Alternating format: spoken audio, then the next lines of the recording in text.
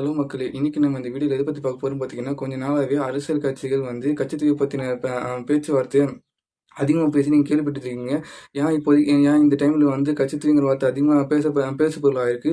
எதனால நம்ம இந்திய நாடோட பிரதமர் திரு மோடி அவர்களிருந்து நம்ம தமிழ்நாடு முதலமைச்சர் திரு மு.க. ஸ்டாலின் அவர்கள் வரைக்குமே வந்து ஏன் கட்சித்தீவு பத்தி அதிகமா பேசு பொருளா ஆக்குறாங்கன்னு சொல்லிட்டு இந்த வீடியோ நம்ம பார்க்கலாம். அது மட்டும் இல்லாம கட்சித்தீவு பத்தி வரலாறும், கட்சித்தீவு எப்படி தமிழ்நாட்டுக்கிட்ட இருந்து பிரிஞ்சு இலங்கை கிட்ட சேர்ந்தது சொல்லிட்டு இந்த வீடியோ நம்ம பார்க்கலாம். சரி வாங்க இப்ப நம்ம வீடியோக்குள்ள போலாம்.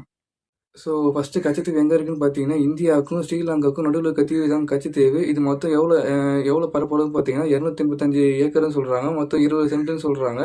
இது வந்து ராமேஸ்வரத்துலேருந்து 25 கிலோமீட்டர் தள்ளி இருக்கு. ஸ்ரீலங்காவிலேருந்து 48 கிலோமீட்டர் தள்ளி இருக்கு. இந்தியாவுக்கும், ஸ்ரீலங்காவுக்கும் நடுவுல இருக்க ஒரு தீவு தான் கச்சத்தீவு.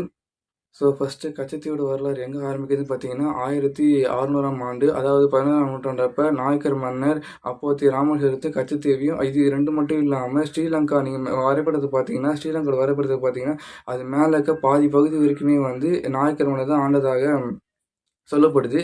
நாயக்கர் மன்னர் மட்டும் இல்லாம 17ஆம் நூற்றாண்டுல நாயக்கர் மன்னரும், அவரை சார்ந்த வாரிசுகளும் தான் வந்து ராமேஸ்வரத்தையும், கச்சத்தீவையும், ஸ்ரீலங்கா மேற்பகுதியில இருக்கிற பாதி இடத்தையும் வந்து ஆட்சி புரிந்ததா சொல்லப்படுது. அதுக்கு அடுத்தது என்ன ஆகுதுன்னு பார்த்தீங்கன்னா, 17ஆம் நூற்றாண்டப்ப சேதுபதி மன்னர்கிட்ட ஆ ஆ கச்சத்தீவும், ராமேஸ்வரமும் கைமாறுது. ஆனா ஸ்ரீலங்காவை சேர்ந்த பாதி பகுதி என்ன ஆகுதுன்னு சொல்லிட்டு அவங்க குறிப்பிடப்படல.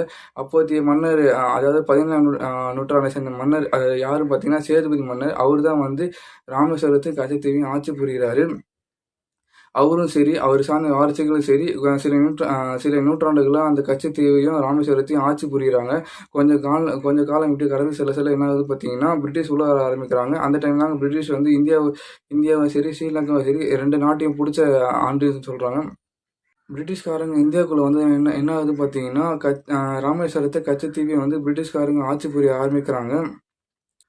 இதுவரைக்கும் என்ன ஆகுதுன்னு பார்த்தீங்கன்னா, தமிழ்நாட்ட சேர்ந்த மக்களும் சரி, ஸ்ரீலங்காவை சேர்ந்த மக்களுக்கும் சரி, எந்த ஒரு பிரச்சனையும் இல்லாம சுமூகமா தாங்க போயிட்டுருக்காங்க. அதுவும் இல்லாம அவங்க அந்த கச்சத்தீவ எந்த மாதிரிலாம் யூஸ் பண்ணியிருக்காங்கன்னு பார்த்தீங்கன்னா, தமிழ்நாட்ட சேர்ந்த மக்களும் சரி, ஸ்ரீலங்கா சேர்ந்த மக்களும் சரி, அந்த காலத்தில மின் மோட்டார் பொருத்திய படகுலாம் இல்லங்க. வெறும் துடுப்பு மூலம் தாங்க போட்டு போற மாரி இருக்கும். அதனால வந்து கச்சத்தீவ ஒரு ஓய்வு எடுக்கிற இடமாவும் சரி, அது மட்டும் இல்லாம, இந்த காலத்துல இருக்க நவீன வலைகள்லாம் அந்த காலத்துல கிடையாதுங்க. அந்த காலத்துல நூல் வலைன்னு சொல்லுவாங்க. அந்த வலை மட்டும் தான் யூஸ் பண்ணியிருக்காங்க. அந்த நூல் வலை ஈரமாக அதிகமா யூஸ் பண்ண முடியாது. அதனால என்ன பண்ணாங்க பார்த்தீங்கன்னா, கச்சத்தீவுல ஓய்வு எடுக்கிற நேரத்துல என்ன பண்ணுவாங்க பார்த்தீங்கன்னா, அந்த நூல் வலையும் காய வைப்பாங்க. இது 2 பர்ப்பஸ்க்காக என்ன ஆச்சு பார்த்தீங்கன்னா, தமிழ்நாட்டு மக்களும் சரி, இலங்கை மக்களும் சரி, அந்த கச்சத்தீவ போயிட்டு வரதுக்காக யூஸ் பண்ணிட்டு இருந்தாங்க.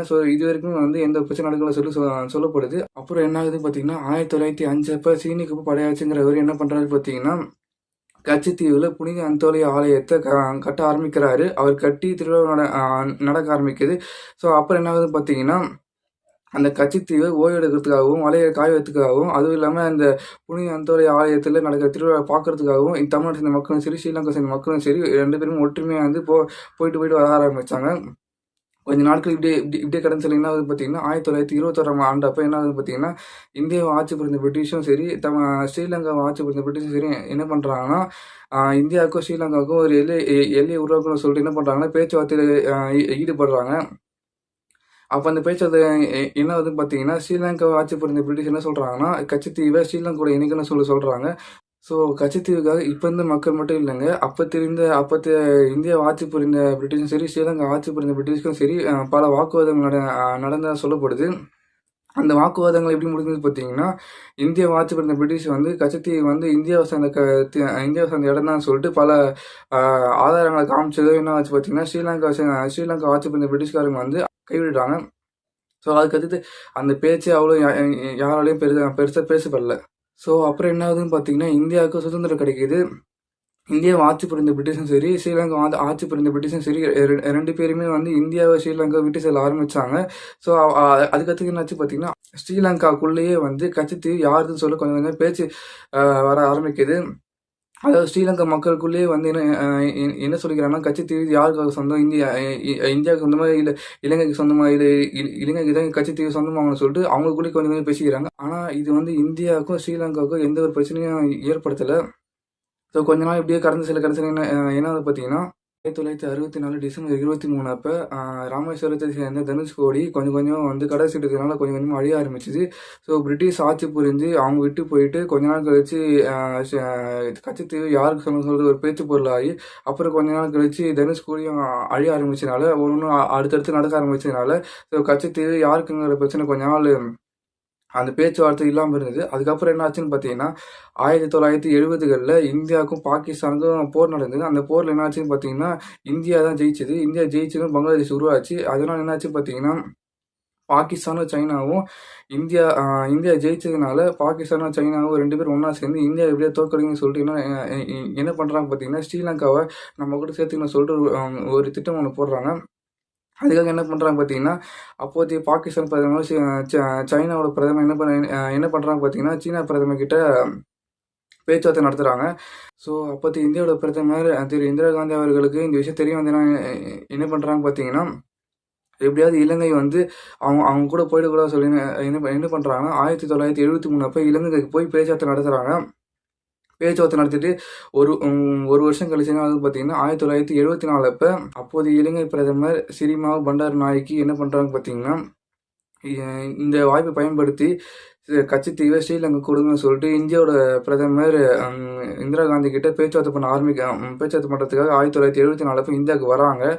ஸோ வந்ததுனால என்ன ஆகுது பார்த்தீங்கன்னா இந்திரா காந்திக்கு வேறு வழி இல்லாமல் என்ன பண்ணுறாங்க பார்த்தீங்கன்னா ஏன்னா ஸ்ரீலங்கா வந்து பாகிஸ்தான் கூட சைனா கூட கை கொடுத்துட்டாங்கன்னா இந்தியாவுக்கு அது பெரும் ஆபத்தாக முடிஞ்சிடும். அதுவும் இல்லாமல் வந்து இப்போ அந்த டைமில் தான் வந்து பாகிஸ்தான் கூட இந்தியா போர் போகுது ஜெயிச்ச காலகட்டம். ஸோ அதுக்கடுத்தது வந்து திரும்பி பிரச்சனையை பார்க்கும்போது சொல்லணும் என்ன பண்ணுறாங்கன்னா அந்த பேச்சுவார்த்தை நடத்துகிறாங்க. பேச்சுவார்த்தைக்கு என்ன பண்ணுறாங்க பார்த்தீங்கன்னா அப்போதைய இந்திய பிரதமர் திரு இந்திரா காந்தி அவர்களும் அப்போதைய ஸ்ரீலங்கா பிரதமர் திரு சிறிமாவோ பண்டார நாயக்கி அவர்களும் என்ன பண்ணுறாங்க பார்த்தீங்கன்னா அதே ஆண்டிலே 1974 ஆண்டிலே ஜூன் மாதம் வந்து ஒரு அக்ரிமெண்ட் சைன் பண்ணுறாங்க. அந்த அக்ரிமெண்ட் என்ன போடுறாங்க பார்த்தீங்கன்னா என்னதான் கச்சத்தீவு வந்து இலங்கைக்கு கொடுக்கப்பட்டாலும் இந்தியாவை சேர்ந்த மீனவர்களும் சரி தமிழ்நாட்டை சேர்ந்த இந்தியாவில் உள்ள தமிழ்நாட்டை சேர்ந்த மீனவர்களும் சரி அங்கே போயிட்டு வரதுக்கு அனுமதி உண்டு. அதுவும் இல்லாமல் வந்து அங்கே போயிட்டு வந்தால் எந்த ஒரு பிரச்சனையும் யாரும் பண்ணக்கூடாதுன்னு சொல்லிட்டு ஒரு அக்ரிமெண்ட்டை சைன் பண்ணுறாங்க. அதுவும் இல்லாமல் அங்கே இருக்கிற புனித அந்தோலி ஆலயத்தில் ஏதாவது திருவிழா நடந்தாலும் அந்த திருவிழாவுக்கும் போயிட்டு வரலாம்னு சொல்லிட்டு அந்த அக்ரிமெண்ட்டை போட்டிருக்கு. ஸோ அக்ரிமெண்ட் சைன் பண்ணுற பேர் என்ன ஆகுதுன்னு பார்த்தீங்கன்னா இந்தியாவில் பெரிய கலவரம் ஆகுது.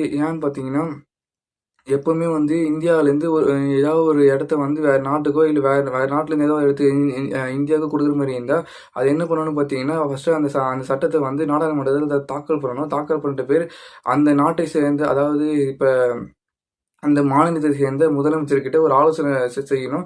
இதெல்லாம் பண்ணிட்டு பேர் நாடாளுமன்ற உறுப்பினர்களில் சேர்ந்த எல்லாரும் வந்து இதுக்கு ஒத்துழைச்சா மட்டும்தாங்க இந்த மாதிரிலாம் பண்ண முடியும். ஆனால் அப்போதைய பிரதமர் திரு இந்திரா காந்தி அவர்கள் என்ன பண்ணாங்க பார்த்தீங்கன்னா இது எதுவுமே பண்ணலை. ஸோ அதனால் என்ன ஆச்சுன்னு பார்த்தீங்கன்னா இந்தியா சேர்ந்த மக்களுக்கும் சரி தமிழ்நாட்டில் உள்ள மக்களுக்கும் சரி யாருக்குமே வந்து அவங்க பண்ணது வந்து கொஞ்சம் கூட பிடிக்கல. இந்தியாவில் பெரிய கலவரம் ஆச்சு. அப்போதைய தமிழ்நாட்டு முதலமைச்சர் திரு கருணாநிதி அவர்களும் அப்போதைய எதிர்கட்சி தலைவர்களும் இதே கேள்வி தான் முன் வச்சாங்க. யாருக்கிட்டையும் நாடாளுமன்ற உறுப்பினர்கிட்ட யாருக்கிட்டையுமே எந்த ஒரு பேச்சுவார்த்தையுமே இல்லாமல் சட்டமன்றத்தில் தாக்கலும் பண்ணாமல் நீங்கள் எப்படி ஸ்ட்ரெயிட்டாக எடுத்துன்னு போயிட்டு கச்சத்தீவை இலங்கைக்கு கொடுப்பீங்கன்னு சொல்லிட்டு பெரிய பிரச்சனையை வெடிச்சுது. ஸோ அப்புறம் என்ன ஆகுதுன்னு பார்த்தீங்கன்னா 1974லேருந்து 76 வரைக்குமே கச்சத்தீவுங்கிற வார்த்தை கொஞ்சம் கொஞ்சமாக இந்தியாவில் பேசும் பொருள் ஆகிட்டு இருக்கு.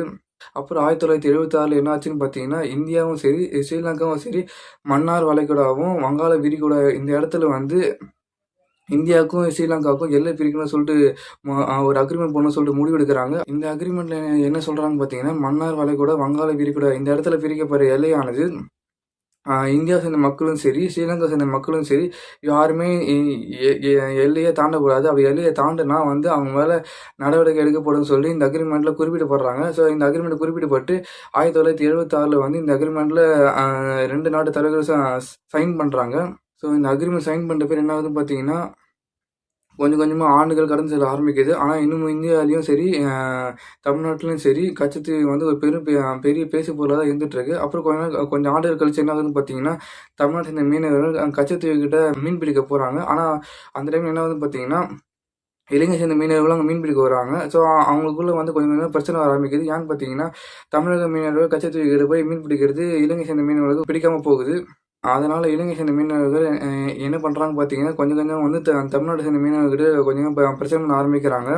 அதுவும் இல்லாமல் 1976 சைன் பண்ணப்பட்ட வங்காள விரிகுடா மன்னர் வரக்கூட இந்த அக்ரிமெண்ட் எடுத்துக்காட்டி நீங்கள் வரக்கூடாது சொல்கிறாங்க. ஆனால் உண்மை அது கிடையாதுங்க. உண்மை பார்த்தீங்கன்னா 1974 சைன் பண்ணாங்க பார்த்தீங்களா, கச்சத்தீவு கைமாறுன்னு சொல்லிட்டு.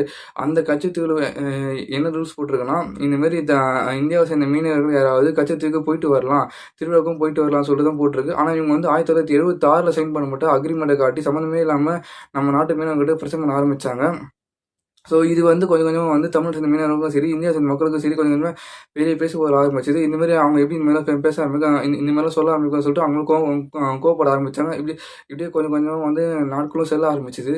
ஸோ அப்புறம் என்ன ஆகுதுன்னு பார்த்தீங்கன்னா, 1983 2002 வரைக்குமே வந்து ஸ்ரீலங்காவில் வந்து இனக்கலவரம் வந்து வெடிச்சதுனால, ஸ்ரீலங்காவில் மட்டும் இல்லைங்க, தமிழ்நாட்டிலையும் வந்து அந்த பிரச்சனை இருந்ததுனால என்ன ஆச்சு பார்த்தீங்கன்னா, ஸ்ரீலங்கா கவர்மெண்ட் கச்சத்தீவுக்கு இந்தியாவை சேர்ந்த மக்களும் தமிழ் சேர்ந்த மக்களும் யாரும் கச்சத்தீவுக்கு வரக்கூடாது அப்படின்னு சொல்லிட்டு ஒரு உத்தரவை போட்டாங்க.